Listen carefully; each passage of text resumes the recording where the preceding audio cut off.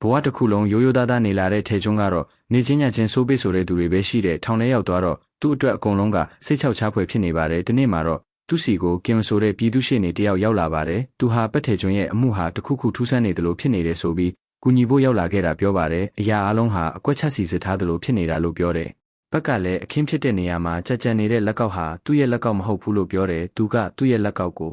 သူ့ညီလေးရဲ့အဆောင်မှာတရေသွားအိတ်တဲ့အချိန်ကြက်ကြံခဲ့တာဖြစ်နိုင်ကြောင်းကိုပြောခဲ့ကရှေ့နေကြီးကလည်းသူ့ညီလေးရဲ့အိမ်လိပ်စာကိုတောင်းသွားပါတယ်ရှေ့နေကြီးကသူ့ကိုယုံကြည်တဲ့အကြောင်းပြောလို့ဘက်ကလည်းအားတက်သွားပြီးကူညီပေးဖို့ပြောဆိုနေပါတယ်ဒီလိုနဲ့ဘက်ဟာထောင်ထဲမှာတော့မဒိမ့်မှုလူတက်မှုနဲ့ထောင်ကျတဲ့အတွက်ကြောင့်ရောတော့စုလို့ခေါ်တဲ့ဂိုင်းကောင်းဆောင်တဲ့သူ့လူတွေရဲ့အနိုင်ကျင့်မှုကိုခဏခံနေရပါတယ်တကယ်တော့ရောတော့စုဆိုတဲ့လူမိုက်ကမဒိမ့်မှုနဲ့ထောင်ကျနေရတဲ့လူတွေကိုအညိုးတေးထားတာဟာသူ့ညီမကမဒိမ့်ကျင့်ခံရကအသက်ခံရတဲ့အတွက်ကြောင့်လို့အချင်းသားနှစ်ယောက်ကပြောပါတယ်သူတို့နှစ်ယောက်ဟာလည်းဘက်ကိုကူညီမလို့နဲ့အိမ်သားထဲခေါ်သွားပြီးအဖွဲလိုက်အနိုင်ကျင့်ပါတော့တယ်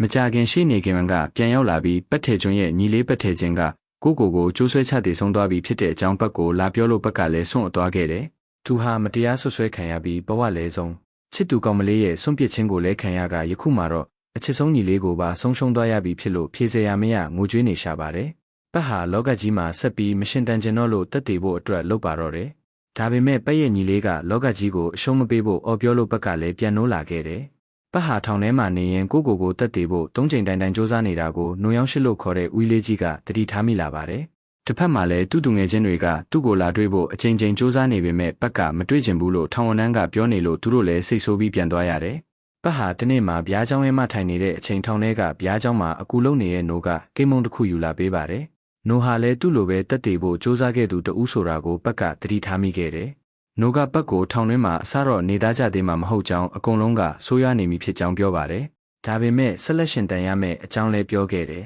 ။ပက်ကလည်းသူ့ဘဝကိုသူတွေးတော့နေပြီးဝမ်းနဲ့လာကငိုကြွေးနေတယ်။နိုကပတ်ကိုအရင်ကပက်ထေကျွန်းကတည်သွားပြီလို့တတ်မှတ်ကအခုအသက်ရှင်နေတဲ့ဘဝကဗျားကလက်ဆောင်ပေးထားတဲ့ဘဝအသက်တာဆိုပြီးတော့ပြန်လဲရှင်တန်ခိုင်းခဲ့ပါတယ်။ပတ်ဟာလည်းထုံးစံအတိုင်းလူမိုက်တွေစီကအနိုင်ကျင့်တာခံနေရရင်တစ်ဖက်မှာလည်းသူ့ကိုယ်သူပြန်လဲတိဆောက်ပါတော့တယ်။ပြီးတော့ပက်ကသူကြိုက်တဲ့အပင်လေးတွေပြန်ဆက်ရင်ဘဝအသစ်ကိုပြန်လဲဆက်တင်နေပါတယ်။ဒီလိုနဲ့အချိန်တွေဟာတနေ့ပြီးတနေ့ကုန်ဆုံးလာပြီးပတ်ဟာလည်းအရင်ကထက်ပိုမိုတိုးတက်လာပါတယ်။နိုကလည်းပတ်ကိုအသက်တာအသစ်အတွက်ကျန်းစာအုပ်ကိုလက်ဆောင်ပေးခဲ့ပါတယ်။ဒီလိုနဲ့ပတ်နဲ့နိုတို့ဟာထောင်ထဲမှာအလွန်ရင်းနှီးလာခဲ့ပါတယ်။ပြီးတော့ထောင်ထဲမှာကိုကောင်းမွန်လာအောင်ပြုပြင်နေတဲ့သူတွေကိုအခွင့်အရေးတွေပေးတဲ့ဆုချတဲ့စာအုပ်တွေကိုလည်းအများကြီးရရှိလာခဲ့တယ်။အချိန်တွေဟာလည်းကုန်လွန်လာပြီး9နှစ်တာကာလလည်းရောက်လာခဲ့ပါတယ်။တစ်ဖက်မှာလည်းယိုဟန်လို့ခေါ်တဲ့ပိုက်ဆံရှိပြီးအရာအလုံးကိုအပျော်တမ်းစိုးမိုးချယ်လဲနေတဲ့လူတစ်ယောက်ကသူ့ရဲ့နောက်ထပ်ပြစ်မှတ်တစ်ခုကိုကြည့်နေပါတယ်။ပတ်ဟာတနေ့မှာသူပင်ဆိုင်နေတဲ့အချိန်မှာစိတ်ထားကောင်းရှိတဲ့ထောင်ဝန်ထမ်းတစ်ယောက်ကသူ့ရဲ့အပင်ကိုလည်းကြည်ပေးဖို့တောင်းဆိုခဲ့ပါတယ်